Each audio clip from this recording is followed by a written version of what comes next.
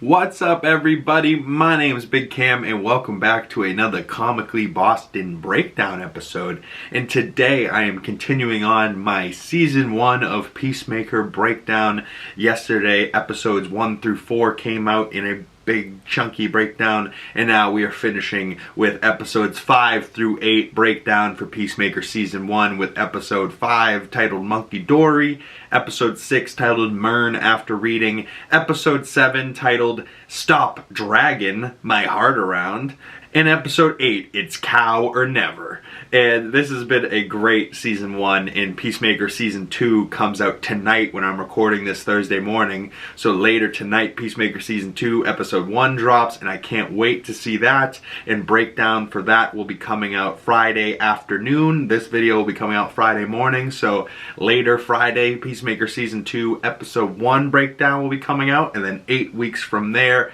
the rest of season 2 will be coming out one at a time, which I love that James Gunn is dropping them weekly and not in chunks. But I also kind of like doing these season recaps where it's like a longer video but talking about more in that video, and we're able to get, all of Peacemaker season 1 and talk about the episodes in pretty good detail the way I want to talk about them, and not give you guys a crazy 3-hour long video, So I tried to keep them around an hour a piece, so this is what we're gonna do. And we are coming off episode 4 where Augie Smith, Peacemaker's father, is in prison, and he says he's gonna rat them out because he's wrongfully in there because Economos put his prints in, changed the registration, and he had nothing to do with it. Although he is a pretty terrible guy.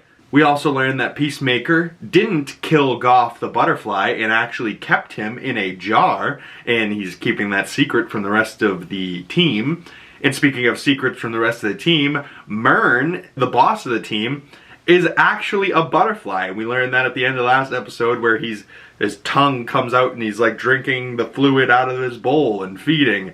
And, what's the deal with Murn being a butterfly, and how long will it be before the rest of the team finds this out? I do love that James told the audience to know something before the team finds out, so now it's just like a ticking time bomb, like, oh boy, when's this information gonna come out?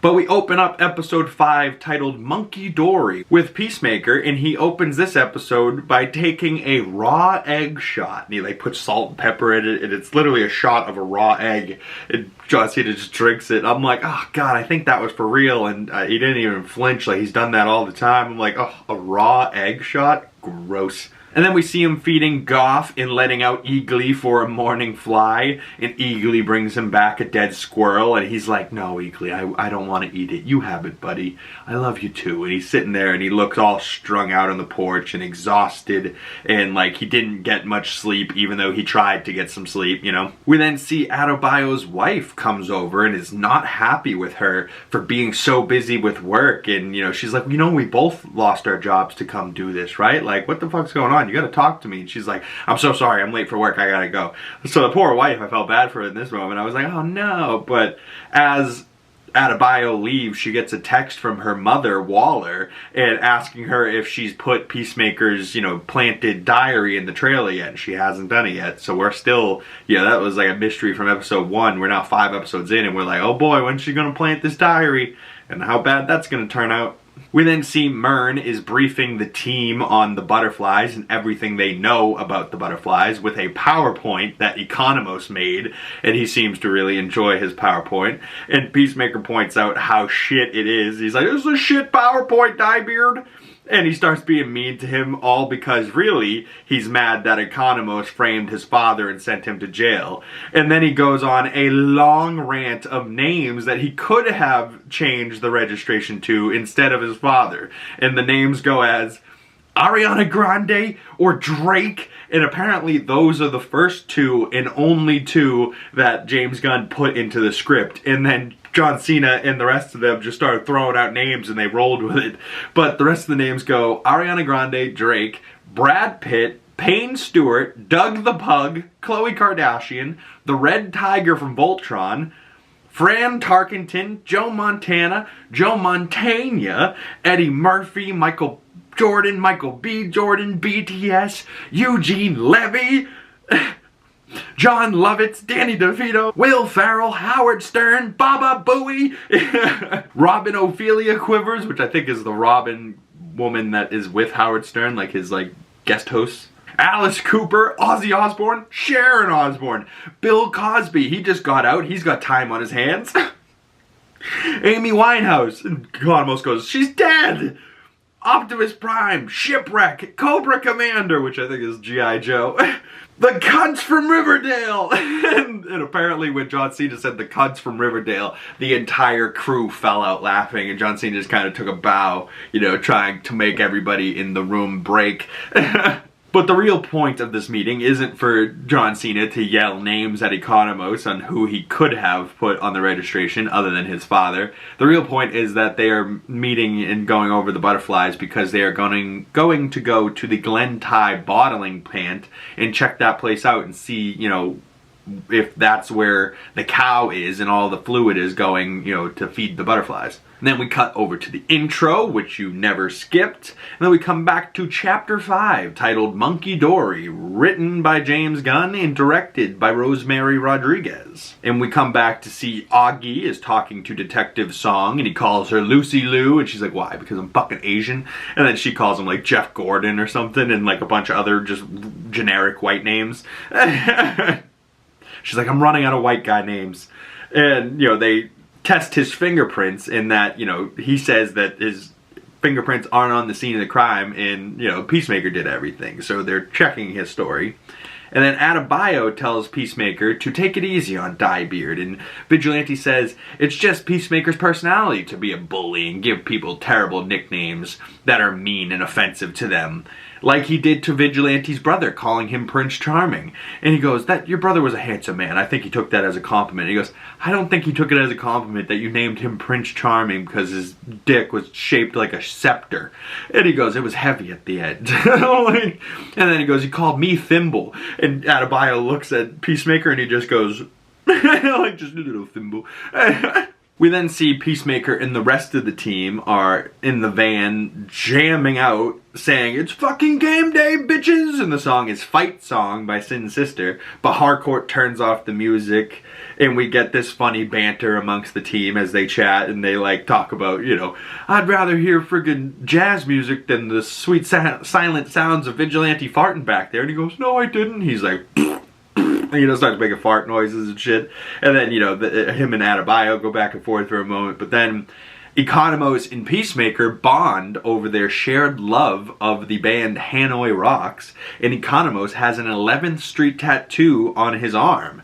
And he said he went to their concert when he was 14 years old or some bullshit. And he got the tattoo then. And the 11th Street Kids is a song by Hanoi Rocks that is great. And Peacemaker puts on this song 11th Street Kids by Hanoi Rocks as they make their way to the Glen Ty plant. We then see Murn is having a meeting with a strange man named Locke, who Murn seems to have done some dark, shady stuff with in the past. And not Butterfly Murn, just the guy Murn who the butterfly took over. But this butterfly that took over Murn took over the worst possible human he could find, and he seems to be on the human side, not the butterfly side.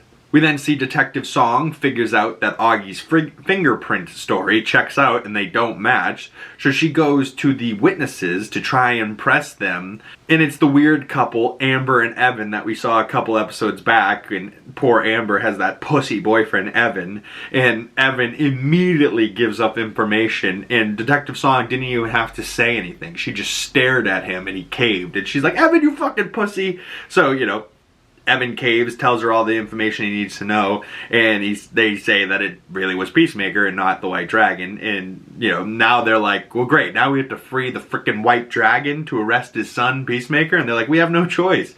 Amber and Evan were also like, well, yeah, we were bribed and we told you, you know, we lied to you and you guys arrested the wrong guy, but isn't the guy you arrested like a fucking Nazi? And they're like, well, you're not wrong, but if he didn't do the crime and we're trying to arrest the right person, you can't have two people in jail for the same crime, right? Like, that's mathematically impossible. Unless, you know, it was like a team, you know, Bonnie and Clyde type thing, but this was not.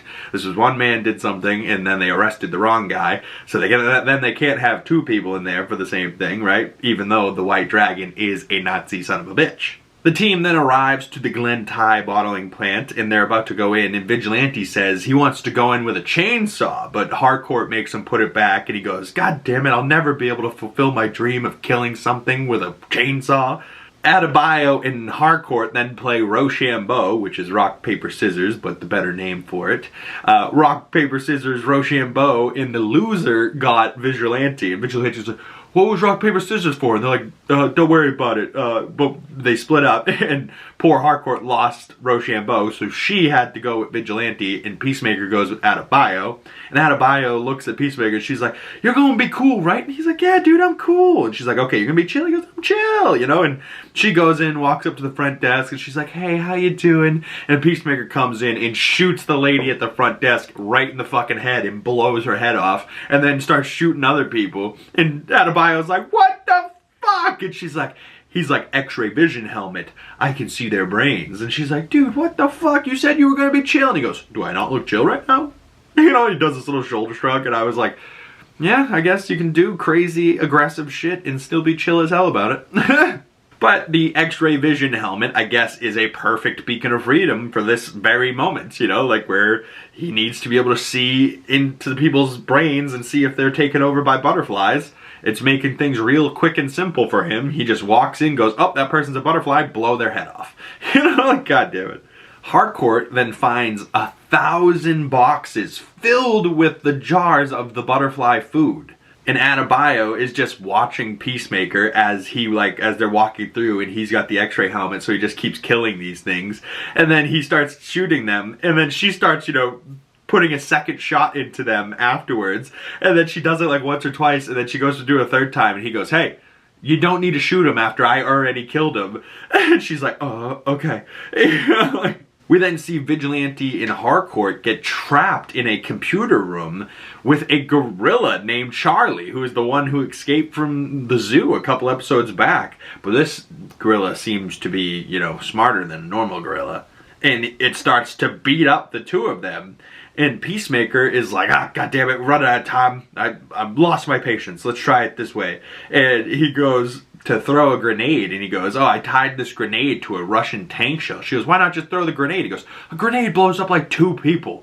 And she goes, "Well, how many will this blow up?" He goes, "I don't know, I invented it this morning." So he doesn't even know how big this explosion is about to be, but he throws a grenade tied to a Russian tank shell, and then says, "Eat peace, motherfuckers!" And they jump away from the explosion in slow motion. And it's like, yeah, cool guys don't turn around and look at explosions, but it was just a great shot either way, seeing them both fall from camera as Peacemaker and Daniela Brooks are like, "Oh," you know, diving from the flame.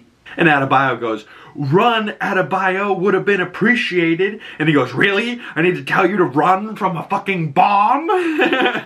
We then see them fighting Charlie the gorilla, and Charlie's taking a lot of shots, you know, from gunshots, and then he takes a stab in the back from Vigilante. Peacemaker jumps on its back and tries to, like, choke it out, but it throws him down to the ground and then goes to smash him, and Charlie says, "Die, human!" And you're like, whoa, this gorilla can talk? This isn't Planet of the Apes. This gorilla talking is crazy, you know? Like, and he goes to smash it, and then Economos comes in with the chainsaw and kills Charlie the gorilla with a chainsaw, and blood's all over him and shit. And then, you know, Peacemaker sees that it's Economos that did this, and Economos takes off his glasses and his entire face is covered with blood, and he, like, goes to help out Peacemaker. Peacemaker looks at him and goes, "Economos, you fucking stud!" You know, like, he's so impressed with his boy here. Then we see the team back in the van, all covered in blood and jamming to the 11th Street Kids by Hanoi Rocks, as the group becomes a team and friends, and Peacemaker goes, "Hey, Harcourt, not bad, right?" And, you know, I think he's talking about the music, but also kind of the team. And she's like, "Yeah, not bad." And then she captures the moment by taking a picture of the team jamming out, covered in blood, on the way home from this bottling plant. And they took out a goddamn gorilla with a chainsaw. And Vigilante is jealous for a moment. He's like, "Wouldn't it have been cool if Economos threw me the chainsaw?" He goes, "I was just saying that it was my dream to kill somebody with a chainsaw. And then here comes Economos stealing my thunder. I think he's trying to get at me. And he's like, God, you're such a fucking thimble. You know, don't be happy for Economos. Try and steal the win for yourself. Like, very lame, very lame. Be happy for Economos, even though it was your idea. Clearly, you know, Economos wouldn't have picked up the chainsaw and done that if Vigilante didn't say it earlier. But Economos was in the truck, so he ran in as backup to help, and he fucking wiped out a gorilla and saved their fucking asses. We then see Detective Song finds out that Augie isn't getting released from prison, even though she found the evidence that he was right and that he's not guilty. And that weird guy Locke is working for Murn and is the new captain of the police station and sends her home. And this is all Murn's doing. He's like, you know, calls Murn after he's like, it's been done, you know. So Murn's trying to get Detective Song off their ass. But Detective Song is a good detective, and this Captain Locke, you know, rubs her the wrong way. She's like, who the fuck is this new guy? You know, where's my old captain? But then back at the HQ, Murn tells the team that they have earned a rest and says, we cool? And Harcourt looks at him funny, like she knows something's up about him. And then we see Detectives Song and Fitz go to her uncle Judge Judy's house to get a search warrant for Peacemaker's place, and she's going over the captain's head doing this. And then we see Harcourt is sitting at her bar alone, and she adds the team to a group chat called the 11th Street Kids and sends the group photo to the team, and they all respond. Peacemaker's like, you know, the hands up emoji. Economos is like, cool as hell. And then Vigilante sends the Aquaman merman emoji, and it's just hilarious that they're like, what? And then this is like a thing, like when Peacemaker, you know, trends online, the Aquaman emoji is trending. It's funny as hell. Peacemaker then tells Adebayo to come in for a drink, and he pours her this terrible drink, and then they just sit and have a beer, and she gives him advice on being a better guy and maybe having a shot with Harcourt if he, you know, does what she says and doesn't be a fucking weirdo or a loser. And then Peacemaker starts to get emotional about having friends, and he's like, I've never had something like this, you know, somebody that could have my back, give me advice. And he's like getting emotional and like saying the 11th Street Kids and belonging to this group and this team, and you know, they're all starting to trust each other at a moment, and they're all kind of becoming this like found family for each other. And then he like starts to get emotional. He goes, I gotta piss, and he gets up and walks away, like not letting himself feel the emotions in front of Adebayo and embarrass himself. But as he goes to piss, Adebayo finally plants the diary from Waller in his trailer, and it's like, oh no, things are just starting to go well, and now in the final 3 episodes, shit's probably gonna hit the fan because of this goddamn diary. Adebayo. And then Adebayo feels guilty as hell for planting this diary in Peacemaker's house, because she actually is friends with Peacemaker and likes him, and Adebayo, you know, can't sleep, so she goes back to the HQ, and Murn's there, and she's sitting there, and she puts on the X-ray vision Peacemaker helmet, and then is like looking at her hands. She's like, yo, Murn, this is crazy, you gotta look at this. And then looks up and sees that Murn has a butterfly in his head, and you're like, oh shit. And she takes off running, and we hear a roar from the butterfly in Murn's head, and they run out into the rain, out into the parking lot, and this was real rain that they filmed in, which I thought was just a decent little touch. And they run out, and she's like sitting there with real rain falling in her eyes. She's like, God damn it. And Murn's above her, and then they cut to black in this hard cliffhanger credits. I was like, oh, you bastards. And then this post-credit scene leaves us with Peacemaker listing off even more names that got cut out of the episode, but then James gave us these names anyways in the post-credit scene. And the rest of the list includes Marissa Hargitay, Mario, Super Mario, fucking Luigi, Yoshi, the Princess, Bert, Ernie, Grover, Snuffleupagus, Burger King, Grimace, Ronald McDonald, the 2 guys from the balcony and the Muppets, Jim Morrison, any one of the fucking Beatles, Pete Best, George Carlin, dead, Danny Glover, Mel Gibson, Ice-T, Ice Cube, Vanilla Ice, Elvis fucking Presley, Priscilla Presley, Seth Meyers, Jay Leno, Conan, he's not really doing much.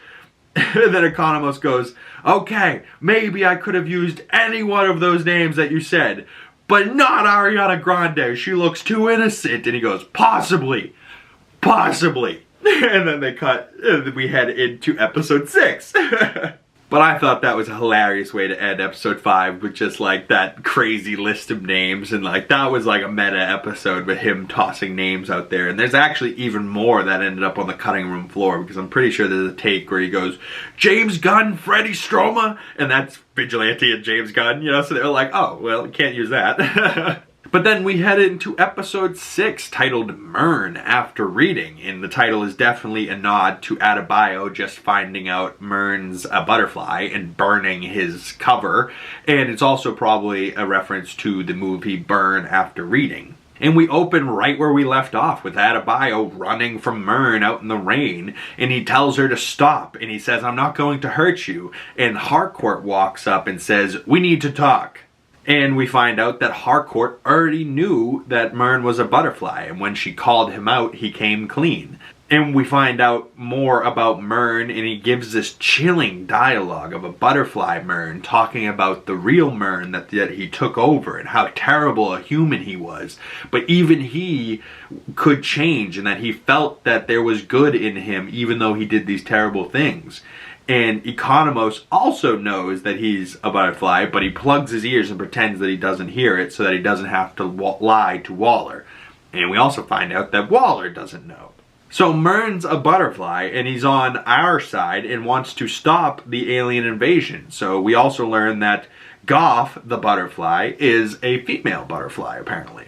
And Murn says they have to stop the cow before they move it and it gets away and we'll never be able to find it again. And she's like, cow? And he's like, cow.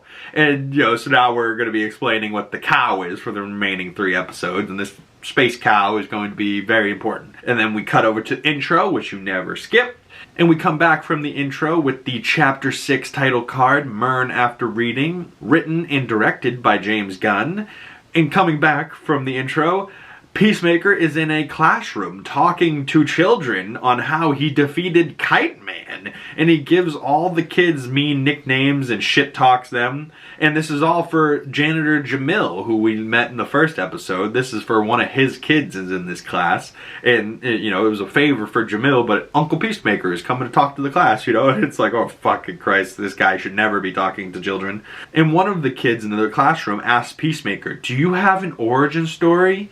And he says, not in the traditional way. And we see flashbacks, moments of him killing Keith, his brother, and his father blaming him for it, even though his father was forcing them to fight each other. And another girl in the class says, I think you might be my real dad. And the teacher's like, okay, I think time's up for Mr. Peacemaker. And he kind of like flexes, and Jamil walks him out and thanks him for coming to do this. And he says, it's all good, I owe you a favor, and anything to make those other kids feel like shit.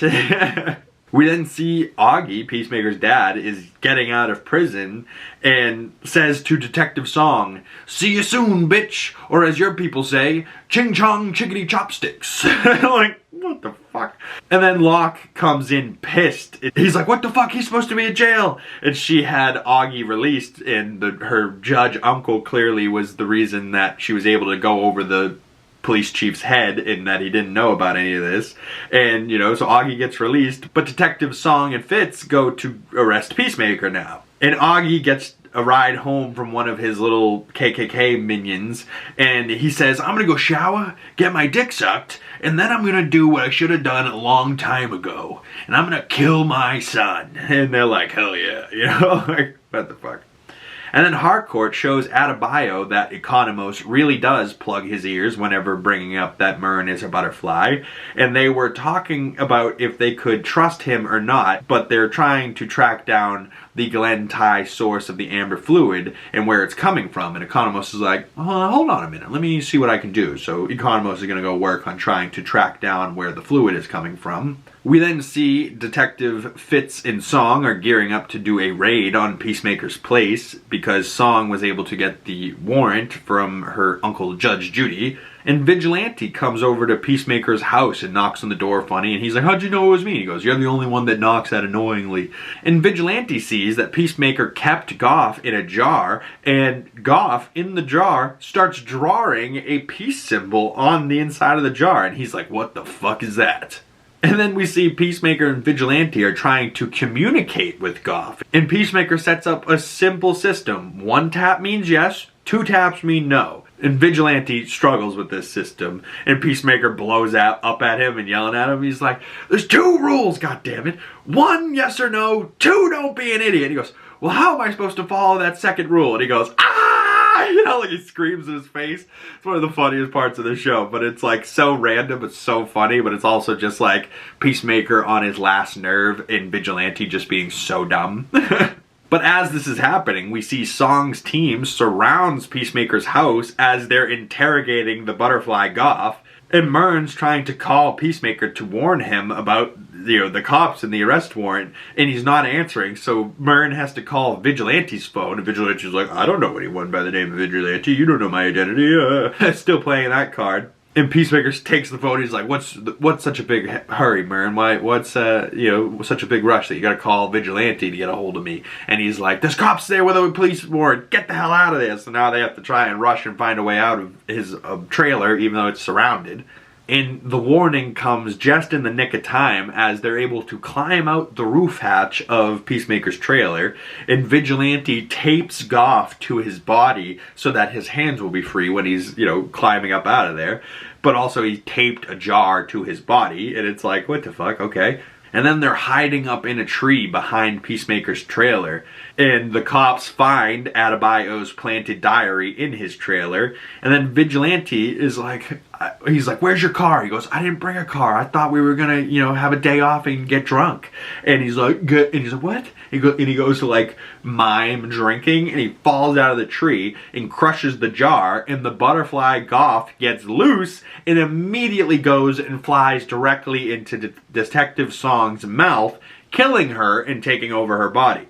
We then see Peacemaker and Vigilante make a run for it on foot through the woods, and Eagly attacks some cops and helps them escape, and Vigilante's like, God damn it, man, Eagly's hardcore. Yeah, he is. Don't mess with an eagle. But Peacemaker freezes when a gun is pointed at his face, and then Locke, out of nowhere, shoots one of his own guys, and shoots this guy, but he's, working for Murn, so he's technically on their team, but they don't know that at this moment. They just see this creepy cop shoot another officer in the face, and then he's like, I left a car for you around the corner. Are you guys going to take it, or are you going to sit here and talk? And then we also see Locke shoots another woman cop on the ground as they've already been shot, and then he shoots another body that's already dead. And it's just like, Jesus Christ, he's just 3-tapping these people, just like, making sure they're dead, keeping no witnesses alive. But it's like, Jesus Christ, you're supposed to be a cop here. And they're like, well, I guess he's on our side, but like, who the hell was that? And why did he leave us a car to make their getaway? And Vigilante throws Peacemaker's phone out the window trying to help him, and he's like, God damn it, that was a fucking secure phone. He's like, oh, my bad. And he's freaking out a little bit, going, what the fuck did we get ourselves into? And like, what are we caught in the middle of? That guy just executed people, man. And Locke tells Fitz a bullshit-ass story that the Hamburglar, Robble, is the one who did the crime. And he's like, I'm pretty sure that guy just made up a bullshit excuse that the Hamburglar did all this, even though they know it was Peacemaker. Song wakes up and goes, yeah, I think he's working with them. But she goes, I gotta make a call to some friends, and leaves. And Fitz is standing there like, what the fuck happened to her? I thought she died a second ago. Now she's acting really strange. We then see Peacemaker's gotta come clean to the rest of the team about keeping Goff, and things get tense, but Economos thinks he's figured out where the raw amber fluid is coming from. And we see Butterfly Detective Song is very strange, and she can't smile right because it's different on every body. And they have to relearn smiling, the butterflies that is, they have to relearn smiling every time they take over a new body. So, it's like, why'd they throw that line in? And there's a creepy shot that comes up later, and you're like, oh, right, that's why.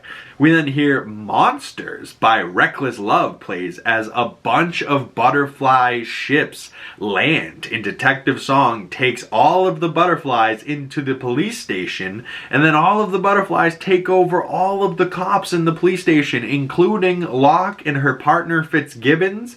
And we also see shots of Peacemaker's dad suiting up with his KKK followers into his white dragon suit as well at the same time as the butterflies are taking over the cops. And they also take over the inmates in this prison as well. So now they got the inmates and the officers and Peacemaker's dad's on the loose. So shit has hit the fan in the realest of ways in this episode for Peacemaker.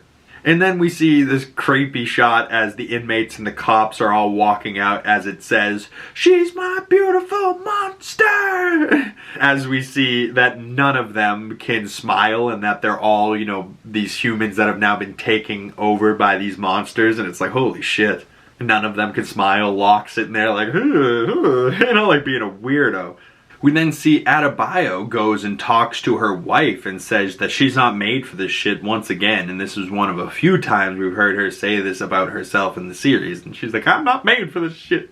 And her wife tells her, all right, well, let's just leave then and go back to Gotham. So we find out that Leota and her wife Kia were from Gotham. So clearly that's probably why they left, because Gotham is a hellhole. And, you know, they're probably better off anywhere else. You know, they might as well live in Bloodhaven. We then see Harcourt is engraving a P90 with a dove of peace, and she gives it to Peacemaker, and so he can use this weapon. And, you know, she's like doing a nice gesture for him, you know, but also listened to him when he said, I can't kill somebody with a dove of peace on the weapon. So she, you know, gives him this P90, and he's like, the dove of peace is facing the wrong way.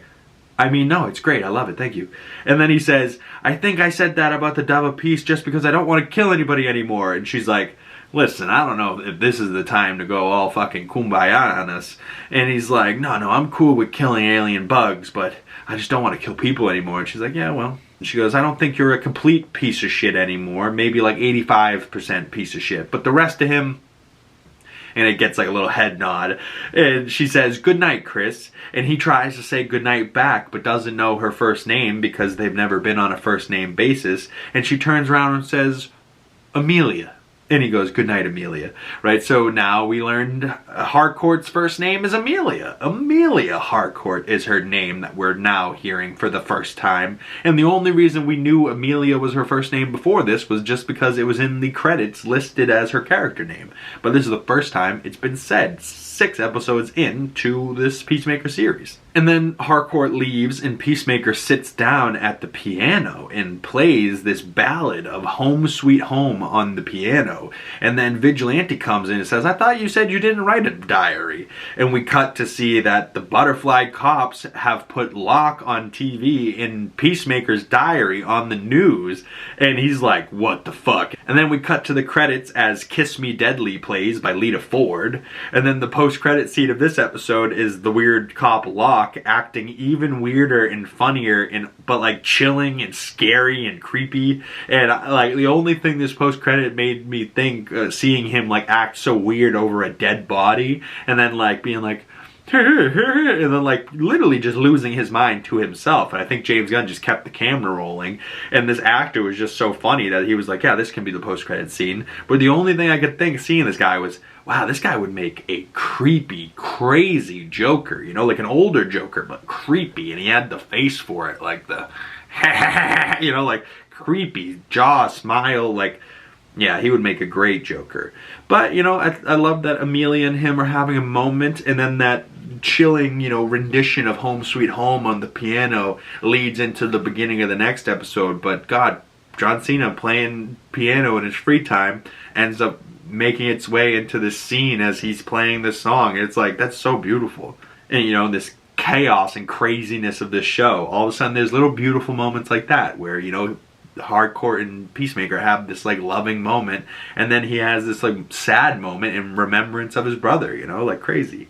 But we end up jumping into episode 7 titled Stop Dragon, instead of dragging the word dragon, like white dragon. Stop Dragging My Heart Around, which is also a Tom Petty song, I believe, that isn't in this episode, but maybe they were trying to get it for the episode, they couldn't, but that's where the title of this episode comes from, but also then another pun about one of the characters in the show.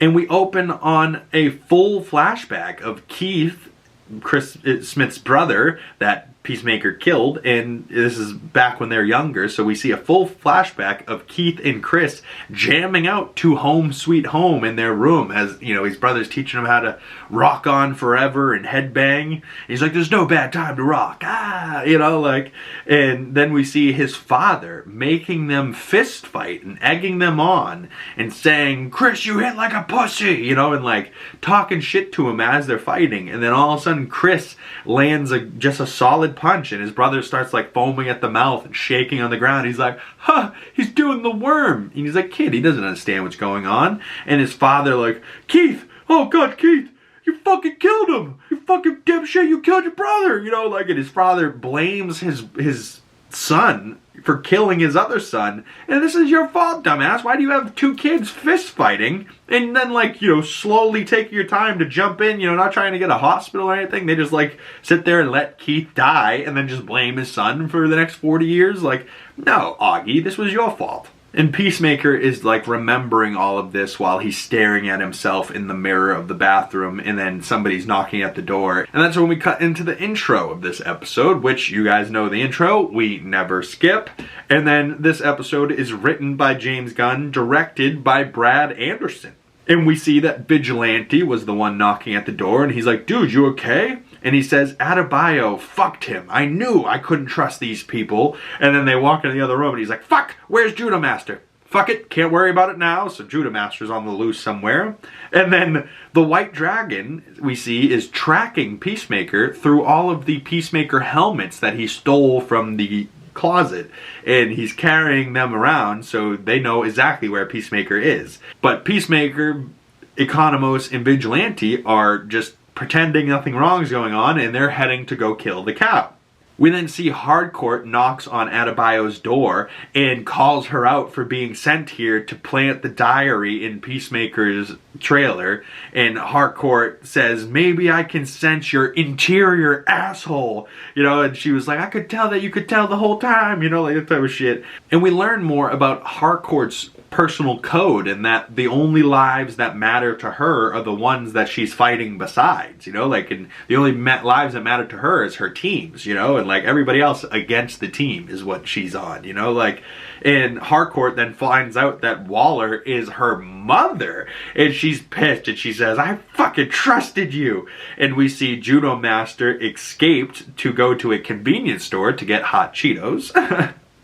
And then Economos, Vigilante, and Peacemaker are all jamming in the truck to In My Dreams by Wigwam when the White Dragon's guys pull up behind them, and the White Dragon comes soaring out of the sky and kind of like shoulder blocks the truck and flips it over onto its side, and they're like, what the fuck was that?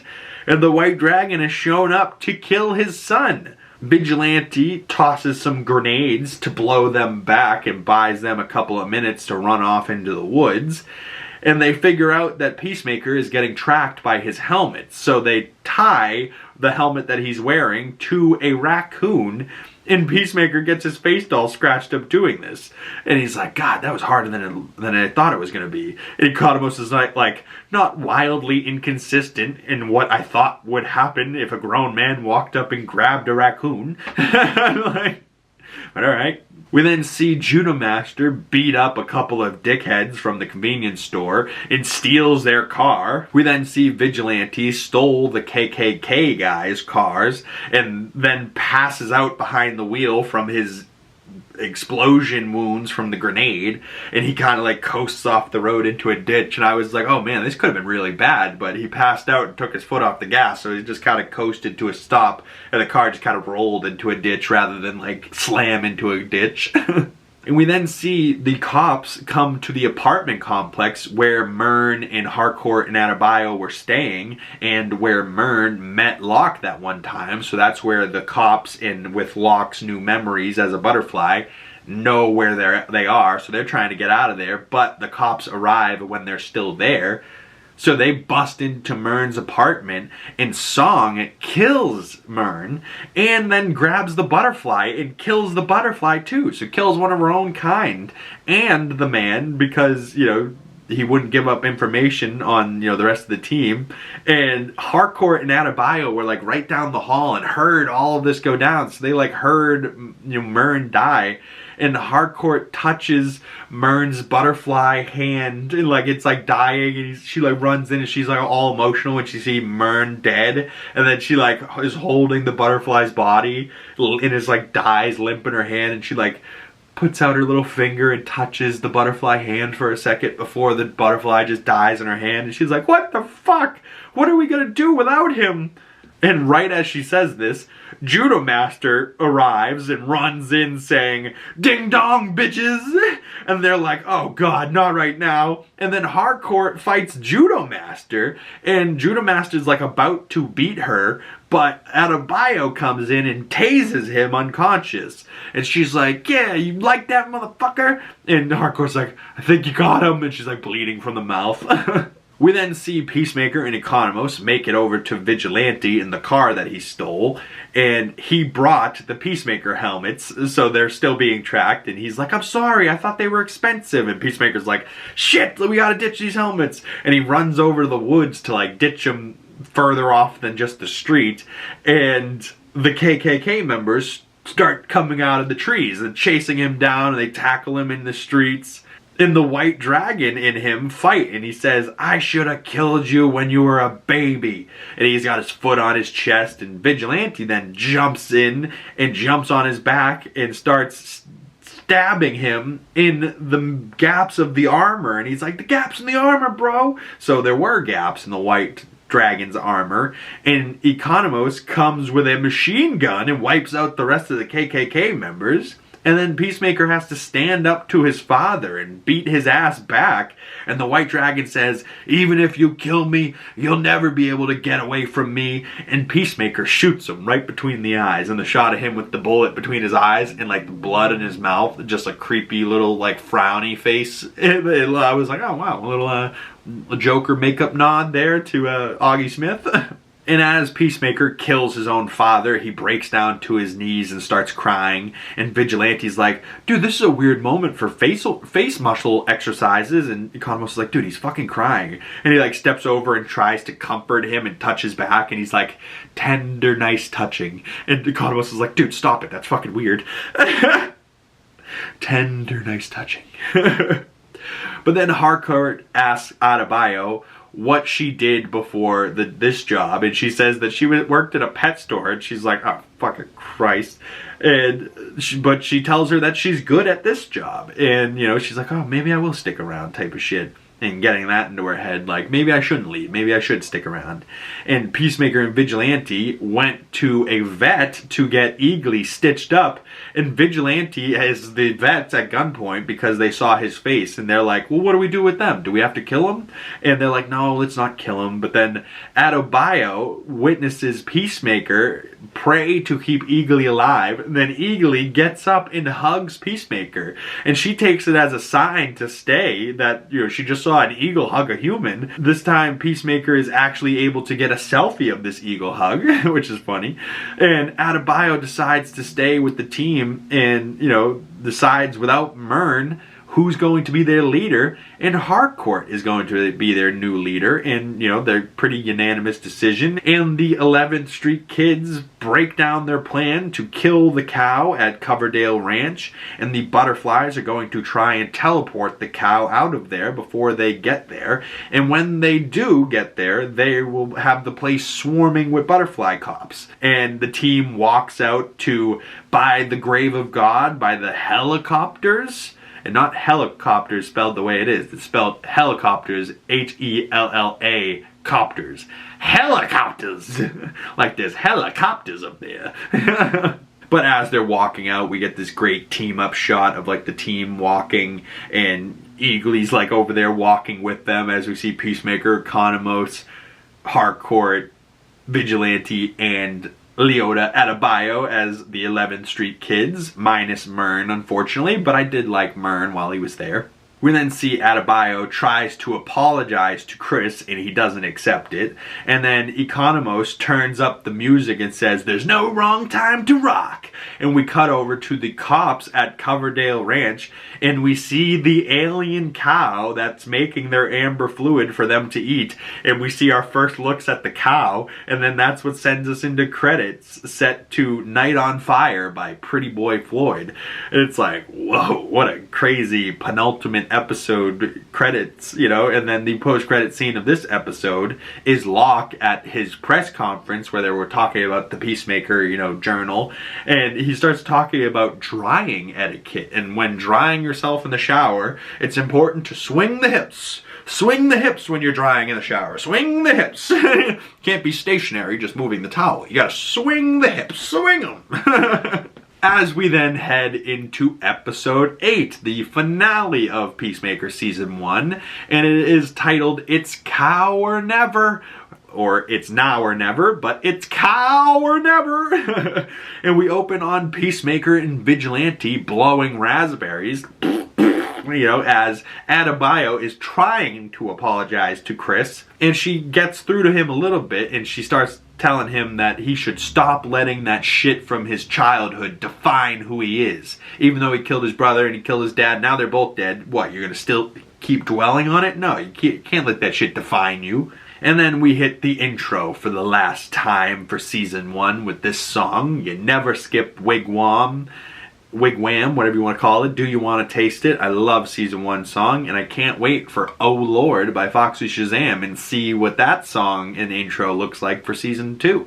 We then see Adebayo calls Waller, her mother, and asks if they could send in the Justice League, because this shit's getting out of hand. And she's like, "Do you got time?" And she's like, "Nah, this shit's going down right now. We gotta go in." And Waller's like, "Okay, Harcourt's in charge." And Adebayo points the phone towards Harcourt, and she's like, "Yes, Mom." You know, even though Harcourt's not her mom, you know what I mean? But it was still just funny. But Adebayo is her last name, we find out, because she took her wife's name. So that's why her name isn't Leota Waller. We then see Peacemaker goes through the various different helmets and abilities that they have. He has an underwater helmet, the Scabies for All helmet, a zero gravity helmet, sonic boom, and human torpedo. And he says that one is the most dangerous of them all. And Adebayo then accidentally says activate anti-gravity near the anti-gravity helmet, and the helmet just floats away, and he looks at her pissed, and he's like, "Did you just say activate instant gravity?" And he's all mad that they lost now this helmet, and this Peacemaker helmet's just floating up into the ether. And he's like, "Well, you just killed the one guy that could make you a new one." And he's like, "Sarcasm?" He goes, "Yes, sarcasm." You know, like, what the fuck? And then they go, "Well, we need to get a walkie-talkie in the sonic boom helmet and then get it on top of the barn and then set it off from a distance, crushing the barn on top of, you know, the cow." And they tried to trust Eagly to fly the sonic boom helmet over on top of the barn, and they're like, "Oh my god, it's gonna work, it's gonna work, it's gonna work." And then Eagly just keeps flying over to the woods and drops the helmet over into the woods somewhere, and they're like, "Son of a bitch!" Fucking A, Eagly. So now the team has to go look for the helmet in the woods, and Harcourt's like, "We're never gonna find this stupid hat." And then we see Peacemaker is being haunted by his father in his own head, and he's talking to himself, and Harcourt kind of witnesses him talking to himself for a moment as he's like, takes out the blow dart and blow darts the imaginary father in his head, and he's like, "See, gotcha, you son of a bitch," you know. And like, she asks him, like, what's he doing? He's like, "Oh, it's fine, nothing's going on." And then she finds the Peacemaker helmet right next to him, and then goes, "There's something you need to do for me, and it's to kill a cop and get his uniform so Economos can sneak in the uniform." And he's like, "Sorry, they're a little damp, I cleaned them in the river." And he's like, "Cleaned them in the river? Why?" And he goes, "Well, some people don't, you know, talk about very often how often when you kill somebody they shit themselves." And he goes, "I don't want to wear pants that somebody diarrheaed in." He goes, "I never said diarrhea." He goes, "Oh, so it was the shit diarrhea?" And he goes, "It was." You know, like, I didn't say it, but it was diarrhea.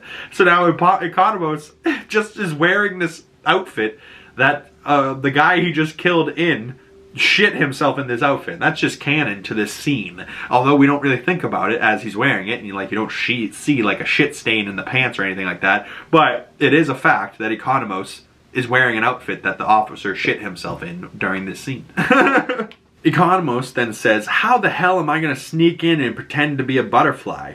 And Peacemaker is like, just pretend to have no emotion like Harcourt. And she says, eat a dick, Schwarzenegger. Right? So instead of Schwarzenegger, like Arnold, Schwarzenegger, because he'll never be as jacked and never be Mr. Olympia like Arnold was. And then we see Economos sneak his way into the ranch after he gets stopped by Fitz for a second. Detective Song's partner, and he's stopped by Fitz for a second, then he's able to tiptoe his way in, but he throws up once he gets in there because he's all nervous, and then he starts to make his way down the staircase when he sees the alien cow in person for the first time, and he drops the bag and runs out of there. He's like, hell no, I gotta get the fuck out of here.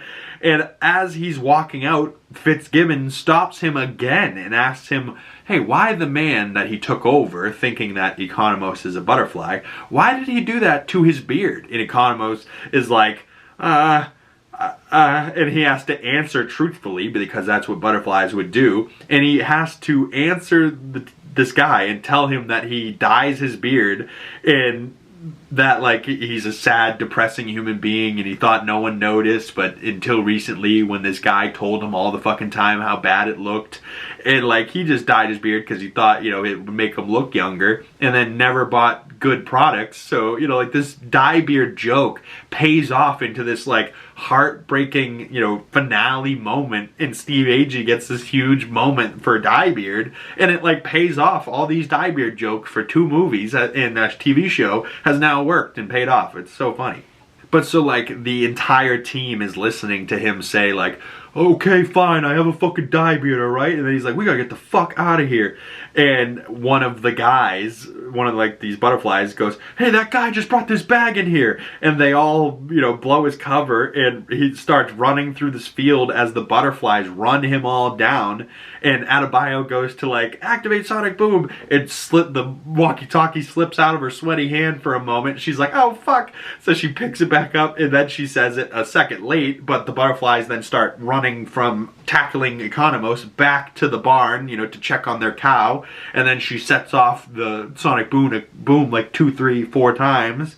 And the walkie-talkie in the sonic boom helmet trick worked, but not to the maximum amount of times that they would have wanted it to down by the cow, because it was up by the top of the barn. So it wiped out a bunch of the butterflies up top, but didn't take out the cow like they wanted it to. So now they gotta go handle it and finish the job themselves. We then see Vigilante, Harcourt, and Peacemaker kill butterflies in the field together, set to the intro song of Wigwam's Do You Want to Taste It? And I love the shield that Peacemaker uses in this scene, and I wish so badly that the Peacemaker Hot Toys figure came with that shield. It's just so, giant, Captain America-esque shield with the Peacemaker symbol on it, and it's colorful, it's dope. I don't know why they didn't include shit like that. And they should have also included a John Cena head sculpt. We then see Peacemaker tries to go make his way down to the cow, and he's going down the staircase, and he trips, and the staircase crumbles underneath him. He ends up falling, and a bunch of rubble ends up piling on top of him, so he's trapped. And then at the same time, Vigilante is kicking ass, but gets shot in the back, and he's like, ah, fuck. And then throws a knife and kills the guy that shot him, but collapses to the ground, so it looks like he's down. And then we see Harcourt takes 2 shots and it goes down, and is bleeding from the mouth as the Wigwam Do You Want to Taste It song starts distorting a little bit and slowing down. You know how a creepy song slows down, do you want to taste it? And you can hear the whoa, whoa, whoa, whoa, whoa. It gets creepy. That's kind of what happens to the song as we pull back from Harcourt, and she's bleeding out, dying on the ground, and we're like, no, you can't kill the hottest person in the show. James Gunn, your wife, you can't kill her. What the fuck?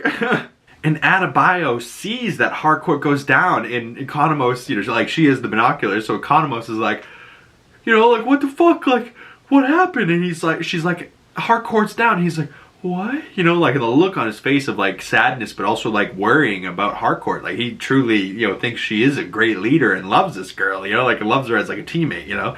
But like, you know, he's like worried about her. And then she's like, I'm going in, and Economos is like, what makes you think you could do this? And she turns around and looks at him and says, because I'm made for this shit.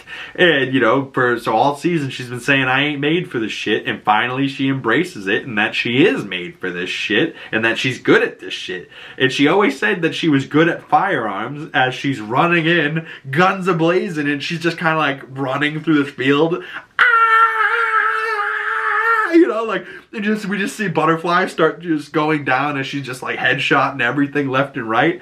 And I give Daniela Brooks a lot of credit, because this like gun scene, this shooting scene that she does looks awesome, and she fucking crushes it. It's like, oh shit, fucking Adebayo actually is good at shooting. And then Adebayo's kicking a ton of ass, and then a butterfly is about to crawl into Harcourt's mouth, and she runs up, grabs it, and then like holds it up, shoots the butterfly as it's like in her hand. I was like, god damn it, bitch, you almost just shot off your hand. All that running through the field and all that shooting you never did one reload, but it's alright, whatever. We're not thinking about it. It was still cool. But she was able to kill that butterfly right before it was about to take over Harcourt. And Harcourt looks at her and goes, go help Peacemaker. And she's like, I gotta get you out of here. And she's like, go help Peacemaker. And Economos was like kind of projecting. It was like, why you can't do that? You're gonna get hurt. And then as he was about to go in, he tripped and fell over the fence and like broke his shin. So then all of a sudden he comes like crawling in, and he like tosses her a Peacemaker helmet, but we don't know which Peacemaker helmet it is, but either way. And like, I'm thinking to myself, wait, which piece, like I wasn't looking close enough at the Peacemaker helmet designs, so I was like, all right, is this it's not the zero gravity one, because that went up and away. Is she wearing the scabies helmet? No, it's probably not that one. And then I was like, what are the other two? And I kind of like forgot the names of them. But then like once it comes out like what helmet she's wearing, it's so funny. We then see Adebayo like makes her way down the stairs and sees where Peacemaker fell and is like tracking him still through the bomb in his neck. And it looks like Adebayo has found him and is about to pull him out of the rubble, but it's actually a fake out, and it's Goff who pulls him out of the rubble. And they start to fight for a second when Adebayo comes in and sees them fighting and goes, activate human torpedo! And misses completely and just kind of soars past them and hits the wall and just kind of hits the ground. And he's like, god damn it, I told her not to use that one. And then Goff tries to win him over by talking to him instead of fighting, and just goes, come on with me, I have to tell you something. And she tries to win him over to their side like she did with Judo Master and relate to him. And she tries to say that they are the same and that they both take a vow like he did, and he starts to have flashbacks of the vow that he made. And she says, we made a vow to save lives, no matter how many lives it costs us to, you know, for peace. And then we see the flashbacks of the vow he made when he was just a kid, and then, you know, him remembering killing Flag. Peacemaker, what a joke. And then the little boy saying, for peace. And Goff puts her hand on his face and says, please fulfill your calling, be the Peacemaker, join us in saving your planet. Will you do it? And he says, activate human torpedo, as we see Adebayo is like, you know, like, oh god, what happened? Oh god, this human torpedo just sent me into that wall. Do I have a concussion? And then now it's activated again, and he sends Adebayo flying into the cow's like gut and like kills the alien space cow with a human torpedo Adebayo. And then she falls out of its gut, and she's like, fucking disgusting. What the fuck? And then Peacemaker shoots Locke in the head and says, sorry, Goff, and then shoots Goff, but not in the head, so leaving the butterfly Goff alive. And then as they're walking out, Vigilante seems to be okay. Economos had put a splint around his leg, so now he's limping out with Adebayo kind of holding him. And then Peacemaker carries Harcourt out, and we see the old DCEU Justice League arrives, and they showed up just late. And they're all in shadow and silhouette, and he says, you're late, dickheads! And then he's like walking past them and looks at like Aquaman and goes, go fuck another fish, asshole! And then we see Aquaman, played by Jason Momoa, says, I'm sick of that fucking rumor. And because he was probably filming Aquaman 2 at the moment, so they were able to get a quick little thing from him to film here. Same with Ezra Miller, who is playing the Flash, and they were filming the Flash movie, I think, when they were doing this Peacemaker Season 1. So Ezra Miller's Flash is also there, but they show like Wonder Woman and Henry Cavill's Superman, but only in silhouette, so like they didn't need to get him for the shot. But this Season 1 clearly implied that this was in the old DCEU universe, and this was obviously before James Gunn took over and shit, but he has now said that this scene is not canon to his new DCU, but from what I've heard, there is a pretty good explanation of why this is the old universe and Peacemaker Season 2 is in the new universe. And I'm very curious to see what that explanation is. But I can't wait for Season 2 to come out later tonight. But let's just finish out this Season 1. We then see Peacemaker at the hospital is like checking in Harcourt, who's like in a coma. And Economos goes in to get his leg checked out. And he's like, you know, like pretending to jerk off into Peacemaker's face as he goes in. And then Adebayo and Peacemaker are standing there, and they're like, dude, Vigilante, you've been shot. Check yourself in. And he's like, nah, man, I'm good. I just need a nap. And he like refuses to get himself admitted until he passes out in the hospital, and then they start, you know, to treat him for his bullet wound. But then Adebayo and Peacemaker talk in the hospital, and he's like, did I just kill the world? Did you hear what Goff was saying? Like, and she's like, maybe, or maybe you just gave us a chance to make our own choices instead of our bug overlords. And so, you know, kind of true, but maybe he did fuck, you know, the world up, or, you know, whatever's going to happen in Season 2. I doubt Season 2 will be Butterfly-centric. I think it's going to be more, like, about the pocket universes and kind of like what Superman was about. But Adebayo goes, why didn't you choose to help them? And Peacemaker says, because they would have hurt you guys. And Adebayo says, she's going to go do the right thing. And Peacemaker tells her, after Eagly, you're my best friend, but don't tell Vigilante. And then Adebayo goes and spills the beans about Waller trying to frame Peacemaker and the whole Task Force X thing and using prison inmates, trying to, like, you know, use them for missions to get time off their sentences. And then, you know, I think she gets around this a little bit, though, with Creature Commandos, where, like, Task Force X isn't allowed to be a thing anymore, but creatures aren't humans. So that's where Creature Commandos is now her new, like, Suicide Squad. And I believe that's after Peacemaker Season 1 and before Superman, right? And before Peacemaker Season 2. And then we see Peacemaker is in the hospital when Harcourt wakes up days later. And she, like, he's been there for days waiting for her and he hasn't left.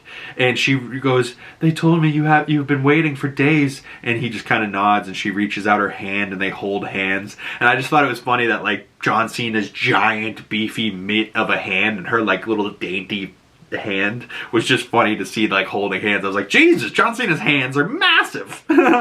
We then see Adebayo goes home to her wife Kia and her dogs, and they're kissing and they seem to be happily ever after type of thing. Economos goes back to work for Belle Reve Prison, which is why he's on crutches in Creature Commandos, and that's when we'll pick up with him next. But I think we don't see him or Harcourt in Superman. But now I have to go double check. I'm like, do they show up in Superman at any point? I don't think so. But I think they will be in Peacemaker Season 2.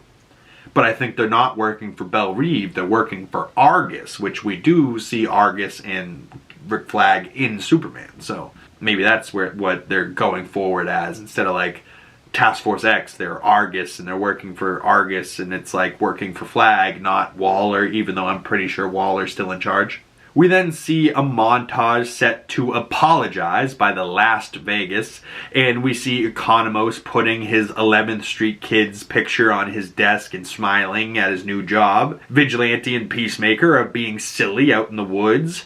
Harcourt is trying to teach herself to walk again and is smiling, seemingly to making progress, so she's going to be walking again, probably the next time we see her.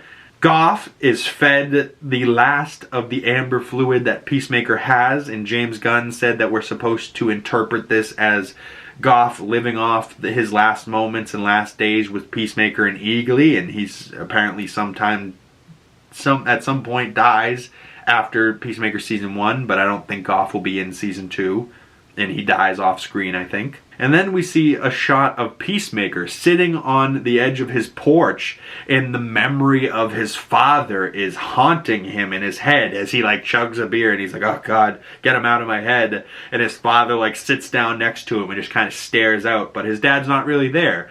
But his dad definitely is not done. So even though he killed his father, Robert Patrick is very much so not done with the Peacemaker universe, and I believe he's going to play a part in Peacemaker Season 2, even though it's just going to be like in Peacemaker's head, like haunting him. And then Eagly drops a dead possum and then lands and stares directly into camera as the credits roll on the Season 1 finale of Peacemaker. And of course, this still has a post-credit scene, and it's a vigilante says, you should really tell people when you're going to use sarcasm, right? Like, I'm about to use sarcasm. And he looks at Economos and says, you're not fat at all. And Economos is like, why does everyone so obsessed with my physical appearance? They're like, I'm fat. Let me be fat. Like, what the fuck? And then Vigilante's like, I've witnessed you eating way too many bags of chips, and I'm totally not worried about your well-being and that you're going to die. And then he goes, yeah, thanks. And then he goes, but I am worried you're going to die. And Economos is like, oh, thanks. You know, like he's actually genuinely happy that somebody's concerned about his well-being. And that is the official end of Peacemaker Season 1. I can't wait for Peacemaker Season 2 to come out later tonight and watch that episode and break it down for you guys. And that breakdown will be coming out some point tomorrow. But I'd love for you guys to comment below all of your thoughts about Peacemaker Season 1 and all of these episodes we broke down here today, episodes 5 through 8. And if you want to see my coverage of episodes 1 through 4, that video came out yesterday. Go check out these videos. I did a lot of work and effort into them. They're probably about an hour a piece, maybe a little bit more. And, you know, just giving you like a 8-hour plus show recap in less than 2 hours, and in-depth details and things that happened in the show and things that I really wanted to talk about. So I'm really glad that I did this, and I can't wait to break down Peacemaker Season 2 over the next 8 weeks with you guys. But that's it for Peacemaker Season 1. Peace out, motherfuckers. And please, if you made it this far in the video, follow my other social medias. Links for those down in the description below. And if you want to support the channel, the best way of doing that is liking this video, commenting down in the comment section below, subscribing if you haven't already, and make sure you hit that bell so you don't miss future Peacemaker Season 2 breakdowns and you get the notifications when those come out. Once again, my name's Big Cam. Thank you guys so much for coming on by, and I will see you beautiful people in the next one. Peace.